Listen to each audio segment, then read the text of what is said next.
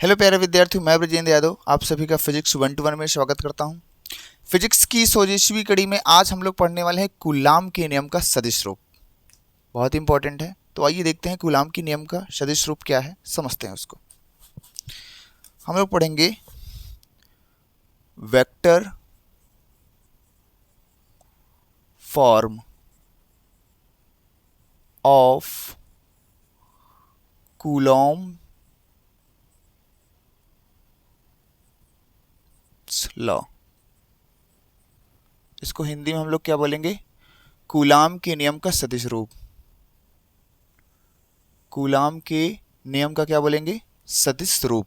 ठीक है, तो देखो हमारे पास क्या है, यहाँ पे समझते हैं। दो आवेश है, एक ये है और ये एक ये है। इस आवेश को हम बोल रहे हैं Q1 और इस आवेश को हम बोल रहे हैं Q2। अब मानते हैं ये आवेश क्या है, कुछ दूरी पर रखे हुए हैं। ये आवेश क्या है, कुछ दूरी पर रखे हुए हैं। ठीक है, ये आवेश की स्थिति है, यानी दोनों आवेश कुछ दूरी पर रखे हुए हैं। तो भाई दोनों आवेश या तो समान प्रकृति के होंगे, या तो दोनों प्लस प्लस हो सकते हैं, या तो दोनों माइनस माइनस हो सकते हैं, या तो एक प्लस हो सकता है, या तो एक माइनस हो सकता है। तो सबसे पहले हम क्या करेंगे, बल का परिमाण निकालेंगे। और समान प्रकृति का होगा आवेश तो प्रतिकर्षण बल होगा, असमान प्रकृति का आवेश होगा तो आकर्षण बल होगा। इससे हम इसकी क्या निकालेंगे, दिशा निकालेंगे। तो पहली बात ये है, तो हम इसमें निकालेंगे क्या, समझ लीजिएगा। बल का परिमाण, बल का परिमाण क्या होगा भाई, कूलाम के नियम का K Q1 Q2 बटे R² होता है। ठीक है, अब अगर Q1 और Q2 समान प्रकृति के हैं, किसके हैं, समान प्रकृति के, तो कौन सा बल लगेगा, प्रतिकर्षण। पीछे बता रखा है भैया लोग, प्रतिकर्षण बल। अगर Q1 Q2 विपरीत प्रकृति के हों या समान प्रकृति के, विपरीत प्रकृति के हैं, तो कौन सा बल लगेगा, आकर्षण। और इसी की वजह से हम क्या निकालेंगे, इसकी दिशा। क्या निकालेंगे, दिशा। ये कब, जब हम कोई सवाल करेंगे तब वहां पर दिशा पूछेगा, तो इस तरह से हम निकाल सकते हैं। ठीक है, तो इस बात को मैं क्या करता हूं, ऐसे रखता हूं, काम की बात है ना। अभी मैं एक क्वेश्चन भी इस पे करूंगा। ठीक है, देखो तो देखो मान लेता हूं कि दोनों आवेश क्या है, समान प्रकृति के हैं। तो ये आवेश इस पर बल लगाएगा इस दिशा में, और ये आवेश इस पर बल लगाएगा इस दिशा में। तो कहेंगे Q1 आवेश जब Q2 पर बल लगाएगा, है ना, Q2 पर Q1 द्वारा लगाया गया बल, तो Q1 लगाएगा किधर, इसको Q2 पर, इस दिशा में। तो यहाँ पे जो बल लगेगा आपका इस दिशा में, इस दिशा में आपका क्या लगेगा बल, वो क्या होगा, F21। F21 का मतलब दूसरे आवेश पर पहले आवेश द्वारा लगाया गया क्या है, बल है। यानी कि इस आवेश पर बल किसने लगाया है, Q1 ने। ठीक है, अब Q2 भी इस पर बल लगाएगा। तो जब Q2 बल इस पर लगाएगा तो इस बल की दिशा होगी ये क्या हो जाएगी, F12। इसका मतलब है Q1 आवेश पर Q2 द्वारा लगाया गया बल है। ठीक है, ये तो इसका एक मोटा मोटा सा आइडिया हो गया। अब हमें इसको क्या करना है, इसको सिद्ध करना है, इसका मान निकालना है कि यहाँ पर लगने वाला बल इस आवेश के कारण और इस आवेश के कारण लगने वाला बल कैसा है, इन बलों का परिमाण निकालना है, साथ ही साथ दिशा भी निकालना है। तो हम क्या करते हैं, एक निर्देश तंत्र लेंगे। क्या लेंगे, इसको हम क्या करेंगे, एक निर्देश तंत्र में लेंगे।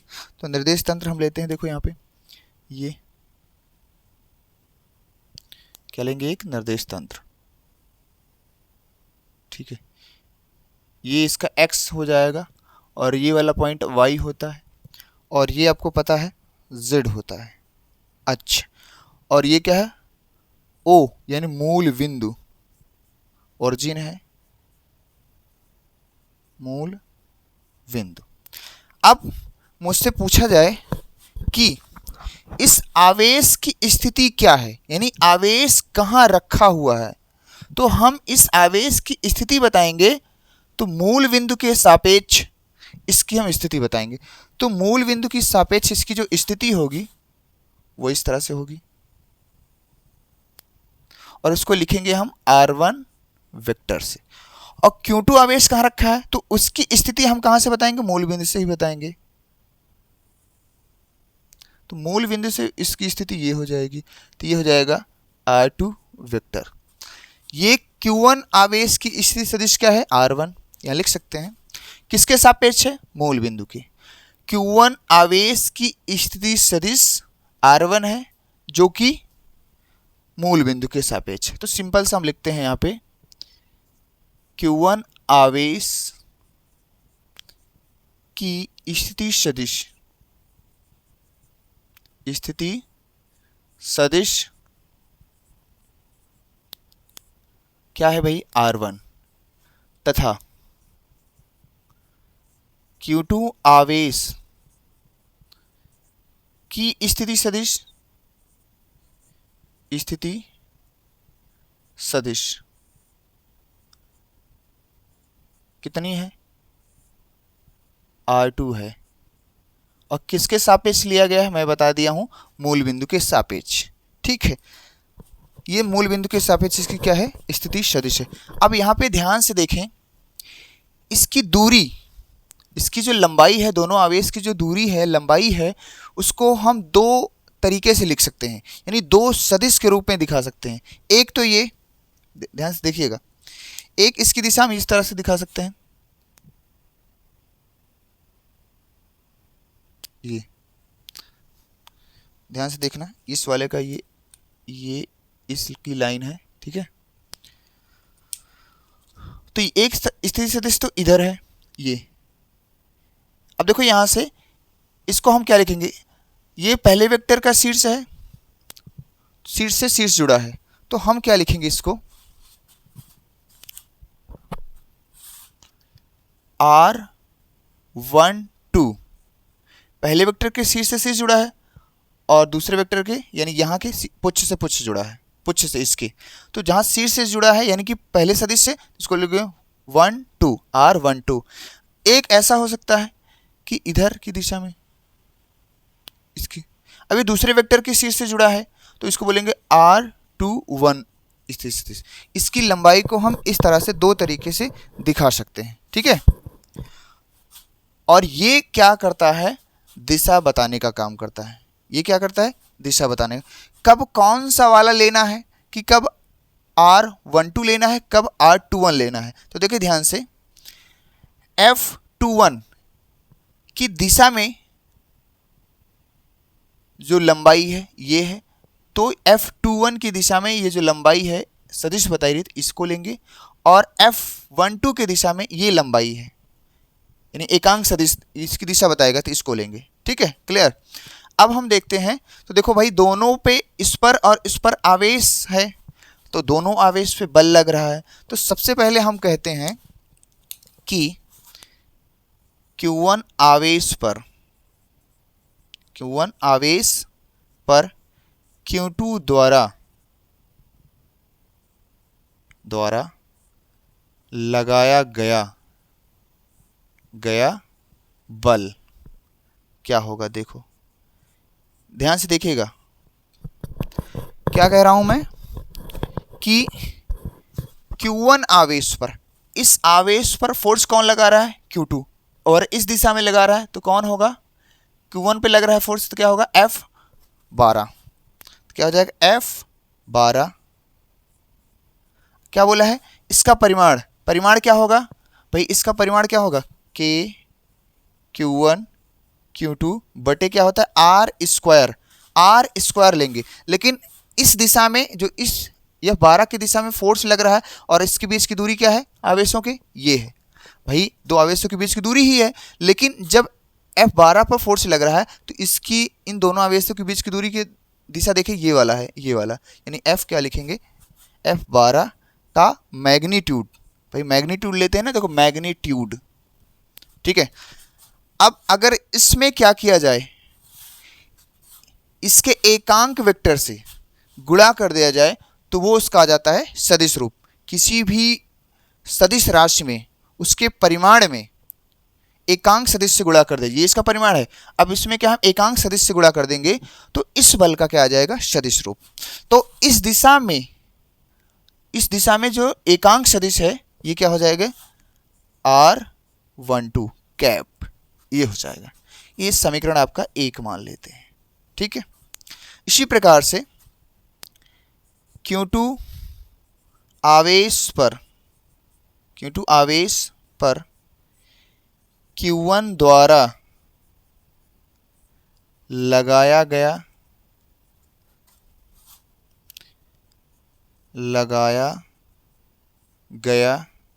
बल। तो देखो, आप देखो जस्ट इसी का उल्टा हो जाएगा। इस आवेश पे यानी यानी Q2 आवेश पर कौन बल लगा रहा है, Q1, तो ये इस दिशा में लगा रहा है और इस दिशा में फोर्स इतना लग रहा है, और जो लंबाई है ये होगी, यानी दोनों आवेशों के बीच की दूरी, ये दिशा दर्शा रही है, ठीक है।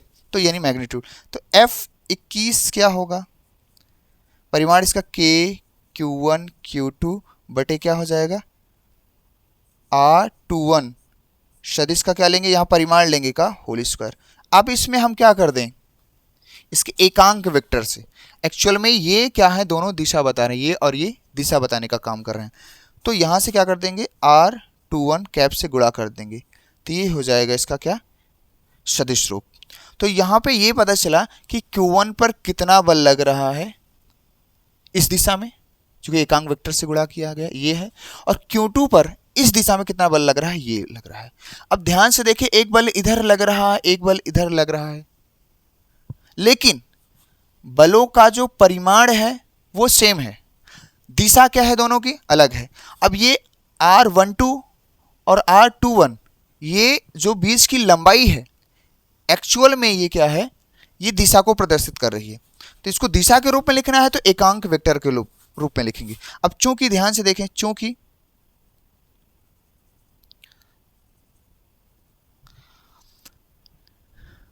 R12 कैफ किसके बराबर है, माइनस R21 कैफ के। ध्यान से देखें, ये जो वेक्टर लिखा है एक्चुअल में क्या बोल रहा है, ये दिशा बता रहा है, और दिशा बताने के लिए हम क्या लगाते हैं, कैफ।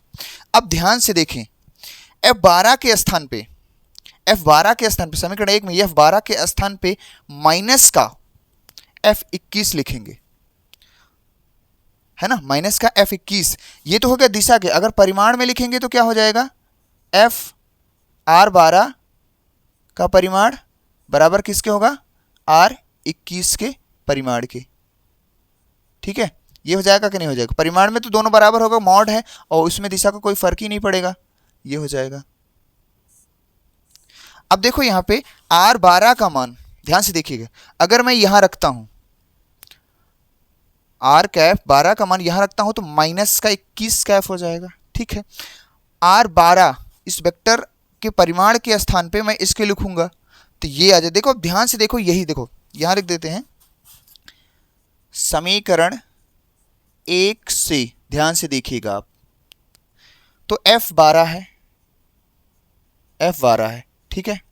कितना है, K Q1 Q2 बटे क्या है, R12 का परिमाण, और R12 का परिमाण दोनों परिमाण में बराबर है। देखो लेंथ दोनों की सेम है, डायरेक्शन अलग है ना, तो लेंथ तो सेम ही है, तो ये दोनों का मैग्नीट्यूड क्या है, बराबर है। तो R12 के स्थान पे क्या लिख सकते हैं हम, R21 का परिमाण, बोलो सही है कि नहीं, इनटू, अब दिशा देखो, ये इधर जा रहा है, ये इधर जा रहा है, तो यहाँ पे R12 कैफ मतलब दिशा बता रहा है, और क्या होगा, ये इसकी दिशा इधर है और इसकी दिशा इधर, तो किसी एक को माइनस लेंगे, तो मैंने ये क्या R12 के स्थान माइनस क्या लिखूंगा, R21 कैफ हो जाएगा। यहाँ का जो माइनस है वो मैं क्या करता हूँ, यहाँ कर दे रहा हूँ, ठीक है। अब आप ध्यान से देखिए, ये पूरा क्या है, ये पूरा क्या है, ये पूरा क्या है, देखो क्या ये F21 के बराबर है, हाँ, तो कह सकते हैं कि F12 बराबर क्या होगा, माइनस का F21। ये इसका क्या मतलब है, देखो F12 इस दिशा में लग रहा है और F21 इस दिशा में लग रहा है, ठीक है, लेकिन दिशा क्या है, विपरीत है, इसलिए कैसे आया, माइनस में आया। अब इसका परिमाण लिखा जाए तो परिमाण इसका अगर मैं लिखूं, परिमाण में इसी के नीचे आप लिखिएगा, परिमाण होगा तो परिमाण तो ये हो जाएगा कि F12 का मैग्नीट्यूड बराबर क्या हो जाएगा, F21 का मैग्नीट्यूड। देखो दोनों बल, जितना बल ये आवेश इस पर लगा रहा है वही आवेश दूसरा Q1 भी उतना ही लगा रहा है विपरीत दिशा में, तो मैग्नीट्यूड वाइज तो सब क्या है, बराबर है, लेकिन दिशा क्या है, विपरीत है। तो इसका मतलब है कि कूलाम का जो नियम है न्यूटन के तृतीय नियम का पालन करता है। भाई न्यूटन का तृतीय नियम क्या है, जितना बल आप हम पे लगाए उसके विपरीत दिशा में भी बल लगा, तो यही कूलाम का नियम है। तो यहां पर हम कह सकते हैं कि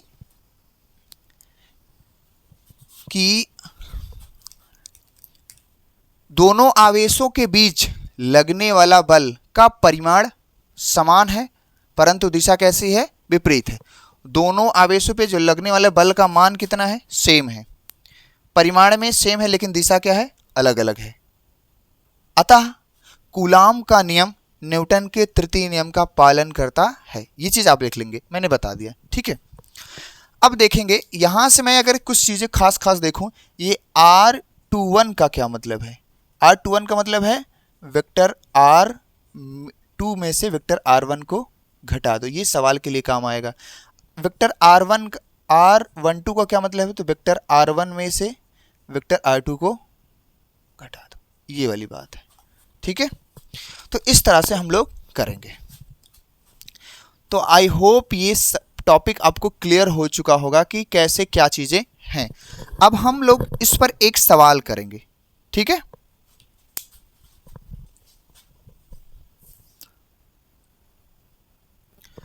तो हमारे पास सवाल है, देखिए, एक कूलाम के सदिश नियम पर कि एक आवेश 4 माइक्रो कूलाम का बिंदु 2,1 तथा दूसरा आवेश 6 माइक्रो कूलाम का बिंदु 6,4 पर रखा गया है।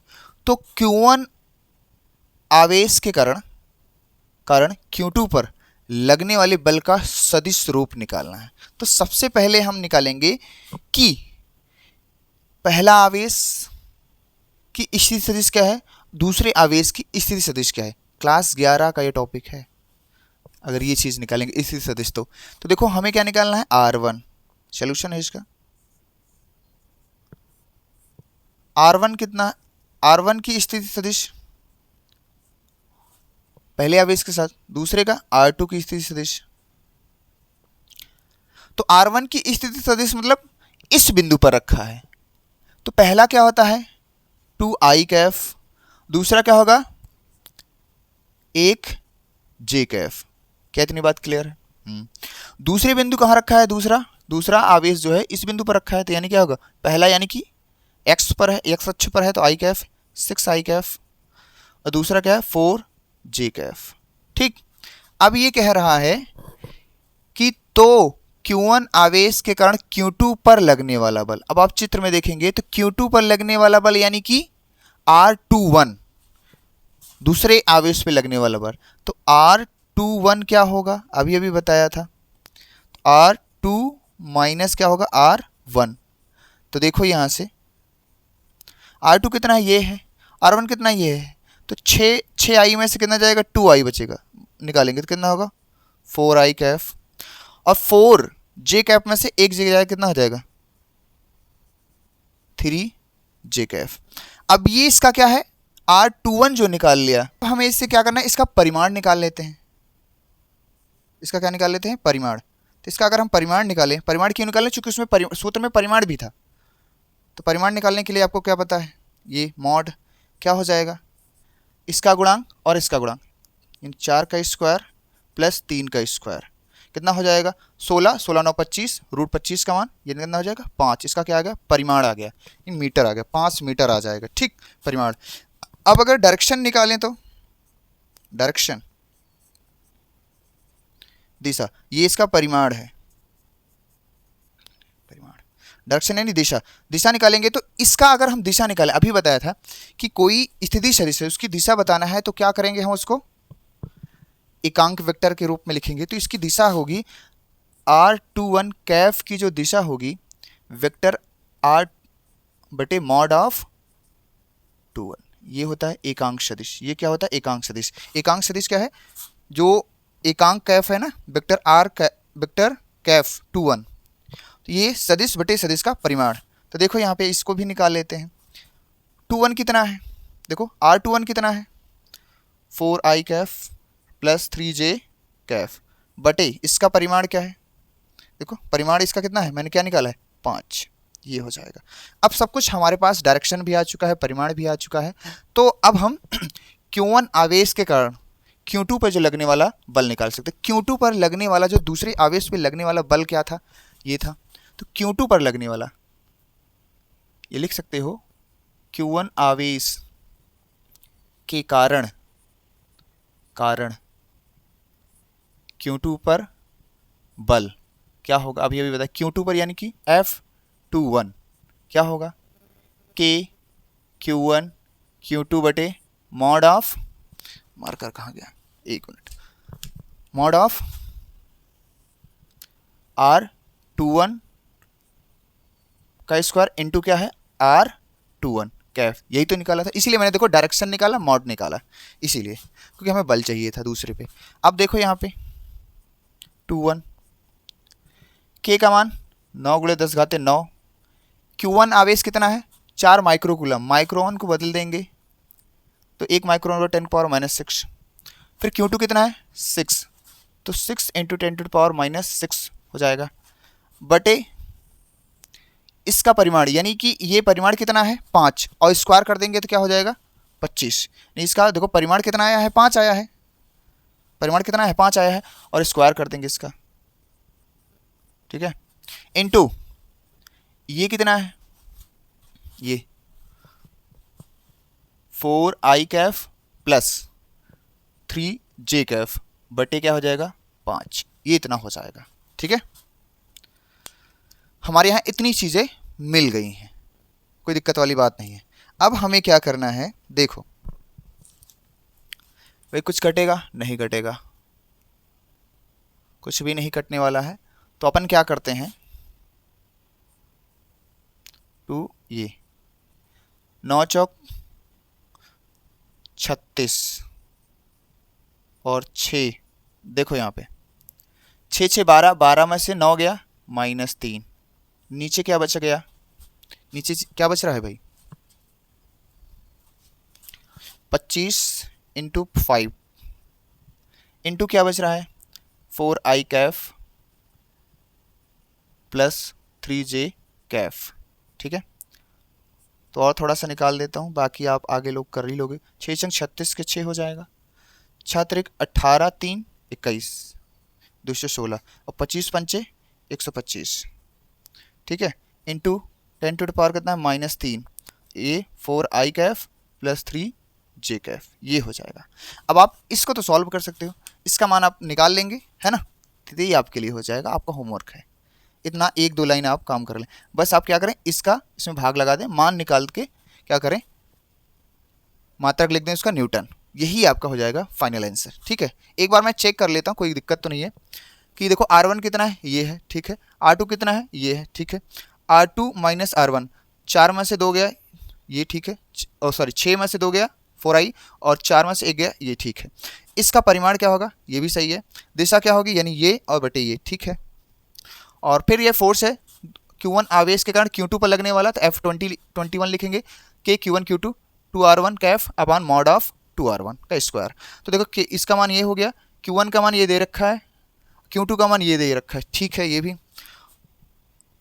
R21 का मान कितना है 5 है, और स्क्वायर है तो क्या हो जाएगा स्क्वायर कर दिया। और ये कितना है आप ये देखें, ये पूरा ये डायरेक्शन ये पूरा मैंने रख दिया। फिर क्या 9 चौक 36, 36 छक्का 216 हो गया, ठीक है, ये मैंने लिखा रखा है। और 5 × 25 = 125, ठीक है, बाकी सब ठीक है, इसका इसका में डिवाइड मार दे, जो भी आएगा आपका फाइनल आंसर होगा। तो इस तरह की सवाल मैं मानता हूं कि बोर्ड लेवल पे तो नहीं आती, लेकिन हम कूलाम के नियम से कम एक सवाल तो कर ले। तो आई होप ये सारा टॉपिक क्लियर है। नेक्स्ट पॉइंट हम पढ़ेंगे आगे। देखो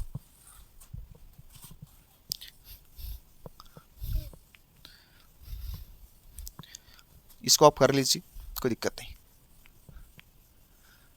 अब यहां पर देखें, एक और 2 टॉपिक इसमें हम खत्म कर देते हैं। अगला टॉपिक है हमारे पास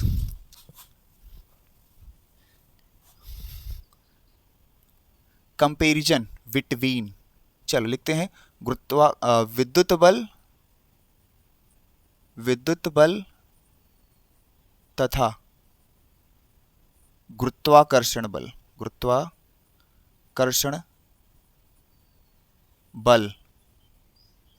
की तुलना comparison between electrical force and gravitational force. हम देखेंगे कि विद्युत बल और गुरुत्वाकर्षण बल की तुलना करेंगे।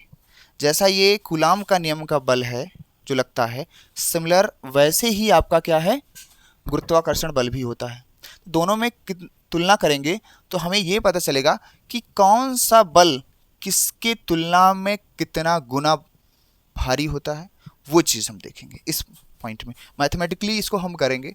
तो देखो, हमें अगर यहाँ पर रूल लगाएं बाई कूलाम्स लॉ लगाएं, कूलॉम्स लॉ, तो हमें फोर्स क्या मिलता है, ज़रा देखिए। तो हमें फोर्स क्या मिलता है, ध्यान से देखें। F बराबर क्या मिलता है, K Q1 Q2 बटे R² मिलता है। ठीक है, Q1 Q2 क्या है। लेकिन एक चीज़ और ध्यान से देखिएगा आप लोग, इसको मैं थोड़ा सा समेटता हूं।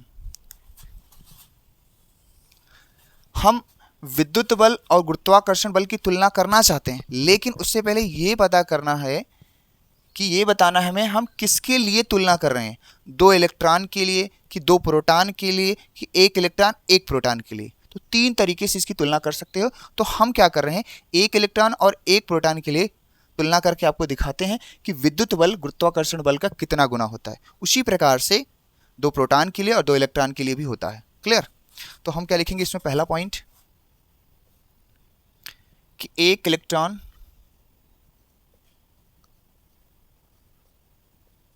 व 1 प्रोटॉन के लिए हम इसकी तुलना करेंगे। ठीक है, 1 इलेक्ट्रॉन और 1 प्रोटॉन के लिए। ठीक है, अब हम लगाएंगे वही फार्मूला, बाई कूलॉम्स लॉ। क्या होता है, F बराबर क्या होता है, K Q1 Q2 बटे R²। ठीक है, बाई न्यूटन्स लॉ, भाई कक्षा 11 न्यूटन्स लॉ, सिमिलर इसी तरह से होता है।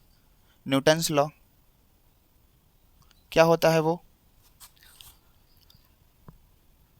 न्यूटन्स जो लॉ हो जाएगा आपका क्या हो जाएगा, F बराबर, इसको बोलते हैं FE इलेक्ट्रिक फील्ड के लिए होगा, FG मतलब ग्रेविटेशनल फोर्स होगा। तो ये हो जाता है G M1 M2 बाई क्या हो जाता है R²। ठीक है, लेकिन यहाँ पे ध्यान से देखें, हम क्या कह रहे हैं कि 1 इलेक्ट्रॉन और 1 प्रोटॉन के लिए निकाल रहे हैं। क्या निकाल रहे हैं, 1 इलेक्ट्रॉन और 1 प्रोटॉन की बात कर रहे हैं। तो ध्यान से देखें, ये इसको इक्वेशन मैं फर्स्ट कर दे रहा हूँ, इसको मैं सेकंड बोल दे रहा हूँ, कोई दिक्कत वाली बात नहीं है। ठीक है, तो 1 इलेक्ट्रॉन और 1 प्रोटॉन के लिए हमें आवेश और द्रव्यमान पता होना चाहिए। तो इसमें इधर देखिए, मैं सारी बातों को लिख दे रहा हूँ। देखो, आवेश का मतलब इलेक्ट्रॉन, यानी Q1 बराबर हो जाएगा Q2।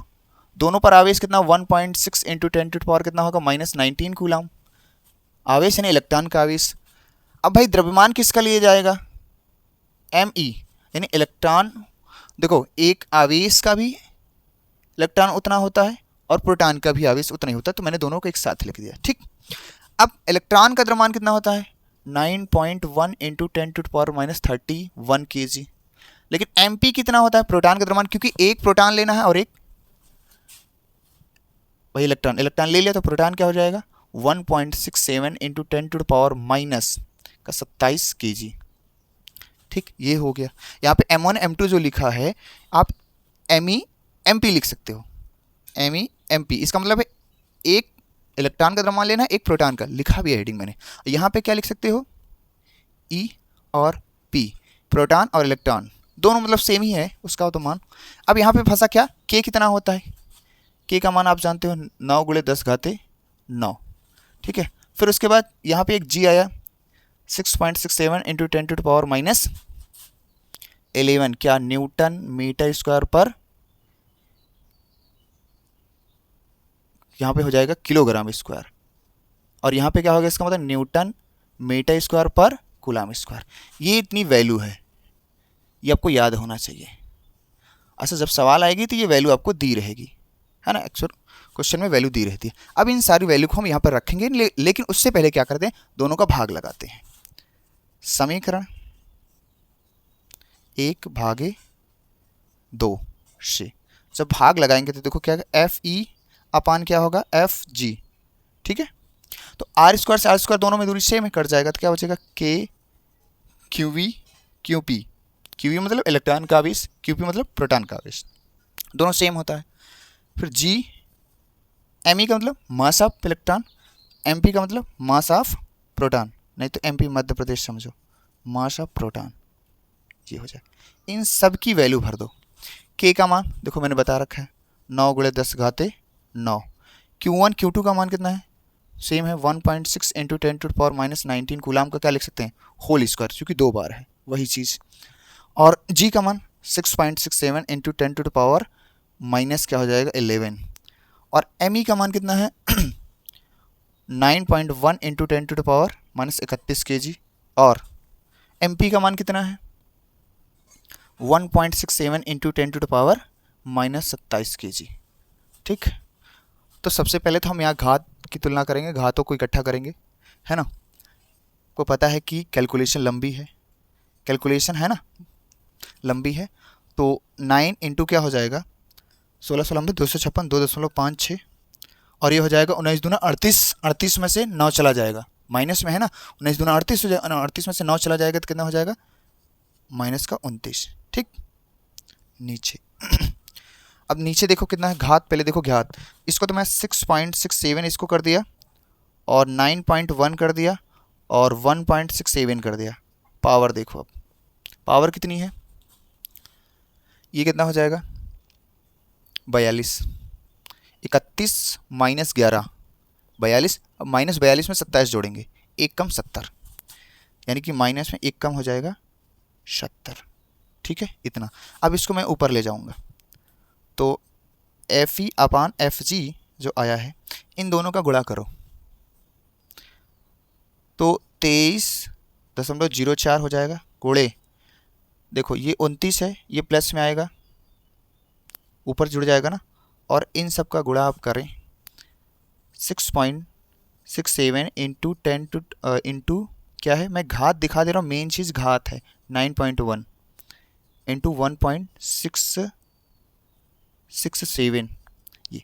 अब आप इन सब का देखो घात देखें, आप घात को देखें बस, 2.3.4 इंटू 10⁻, कितना है 40 आ जाएगा, बटे इसका आप गुणा कर दीजिएगा, जो भी आएगा 6.67 इंटू 10⁻, 10⁻ तो कुछ है ही नहीं, सब ऊपर ले गया हूँ, और 9.1 और 1.67, इसका गुणा करके, है ना, इसका गुणा करके इसमें जब आप भाग लगाएंगे तो आपका आएगा 0.22732, ऐसा कुछ आता है ढेर सारा, तो मैं अप्रॉक्सीमेट लिख देता हूँ, यहाँ पे एक हो जाएगा 10⁻40, तो इसको मैं लिख सकता हूँ 2.27 इंटू 10⁻39।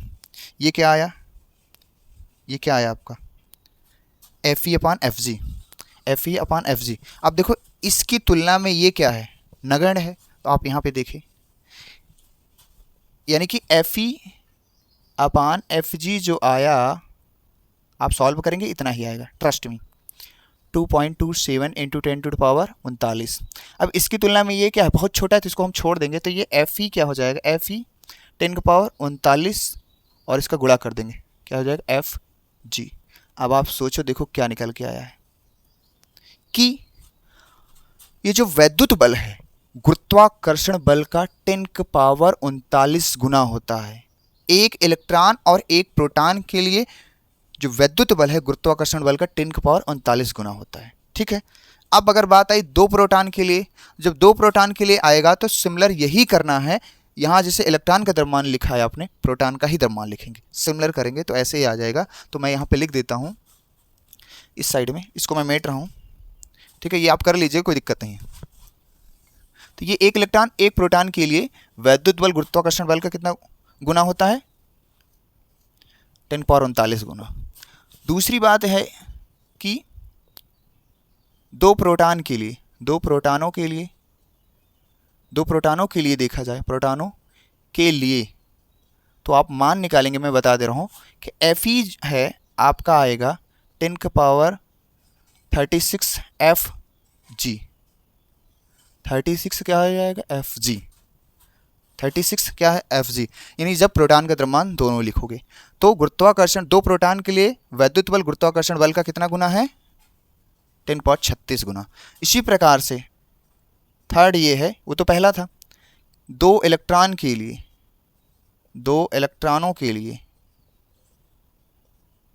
के लिए अगर पूछा जाए कि वैद्युत बल गुरुत्वाकर्षण बल का कितना गुना होता है तो आपको बताना है Fe 10⁻43 Fg। ये होता है आपका, एक ये। ठीक है। तो सबसे ज़्यादा क्या है देखो, ये वाला, यानी कि जो गुरुत्वाकर्षण वैद्युत बल की जो तुलना करेंगे तो दो प्रोटॉनों के लिए 10⁻36 गुना होगा। एक इलेक्ट्रॉन एक प्रोटॉन के लिए कितना होगा भाई? 10⁻39 गुना। ठीक है। लेकिन दो इलेक्ट्रॉनों के लिए क्या होगा? 10⁻43 गुना। तो क्या कर सकते हैं, वैद्युत बल गुरुत्वाकर्षण बल की तुलना में बहुत ज़्यादा होता है, लेकिन सबसे ज़्यादा किसके लिए होता है? दो प्रोटॉनों के लिए। ये चीज़ें आप डाटा आप याद रखेंगे।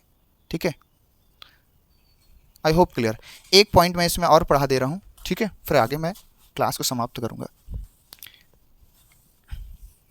छोटी सी चीज़ है कि कूलाम के नियम का महत्व क्या है, कि कूलाम का नियम कहाँ कहाँ एप्लीकेबल है ना। Importance of coulomb law, importance of Coulomb's law, coulomb के नियम का महत्व। तो दो तीन परफेक्ट पॉइंट मैं आपको बताता हूं। पहला है कि यह नियम, ये जो कूलाम का नियम दिया गया है आपका, यह नियम, कूलाम का नियम वायु या निर्वात वाले माध्यम के लिए ज़्यादा सत्य माना जाता है, माध्यम के लिए उतना सत्य नहीं माना जाता है। मैंने ये बात बताई है। तो यह नियम वायु या निर्वात माध्यम, वायु निर्वात माध्यम के लिए ज़्यादा सत्य माना जाता है। ठीक है। मतलब परावैद्युत पदार्थ जैसे कांच हो गया, मोम हो गया, कोई धात्विक चालक हो गया, तो उनके बीच में जो बल लग रहा था, मैंने पीछे बताया है कि जब ऐसे माध्यम में रखेंगे तो उनके बीच जो लगने वाला बल है उसका मान हो जाता है कम। तो इसीलिए वायु निर्वात में वाले माध्यम में इसको ज़्यादा सत्य माना जाता है। ठीक है। माध्यम, अगले माध्यम जैसे परावैद्युत पदार्थ के लिए, इन सब के लिए उतना सत्य नहीं माना जाता है। पहला पॉइंट। दूसरा है कि इसमें आवेश का कैसा होना चाहिए? बिंदु आवेश होना चाहिए। कौन सा आवेश होना चाहिए? Point charge. आपको याद हो जब नियम बताया गया था, दो स्थिर बिंदु आवेशों के बारे में बताया गया था। इन्होंने जो अपना रूल दिया है तो पॉइंट चार्ज के लिए, तो इसमें क्या होना चाहिए? बिंदु आवेश होना चाहिए। बिंदु आवेश होना चाहिए, ये एक बात है। तीसरी बात है एक और, कि यह नियम 10⁻⁻14 से 10⁻⁻15 मीटर की दूरी से कम दूरी पर यह नियम अप्लाई नहीं होता है। क्या है? यह नियम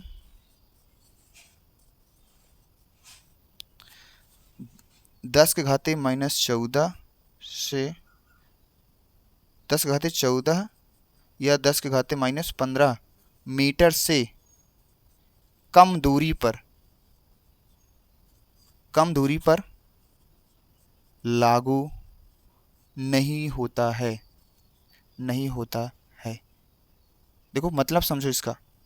कह रहा है कि ये नियम 10⁻⁻15 या -14, अगर दो आवेशों के बीच की दूरी इतनी है, परमाणविक दूरी, नाभिकीय दूरी अगर इतनी है, तब तक ये नियम काम करेगा। उससे छोटा होगा यानी 10⁻16, 17, 18 माइनस में, तो ये नियम काम नहीं करेगा। ठीक है, तो इससे छोटी दूरी पे ये नियम काम नहीं करेगा। इसका मतलब है कि इससे बड़ी दूरियों पे काम करेगा। तो कूलाम का नियम जो है बड़ी दूरियों के लिए लागू होता है, लेकिन इससे छोटी नहीं काम करेगा। बड़ी से बड़ी दूरी ले लो कुछ भी, लेकिन छोटी दूरियों के लिए, इससे छोटी दूरियों के लिए लागू नहीं होता है। ठीक है, आई होप ये सारा टॉपिक आपको क्लियर हुआ है। अगर ये पूरा टॉपिक आपको क्लियर है तो कमेंट करके बताइए कि ये वीडियो आपको कैसे लगा। तो हम आपको मिलते हैं अगले वीडियो में, तब तक के लिए bye bye, take care, bye.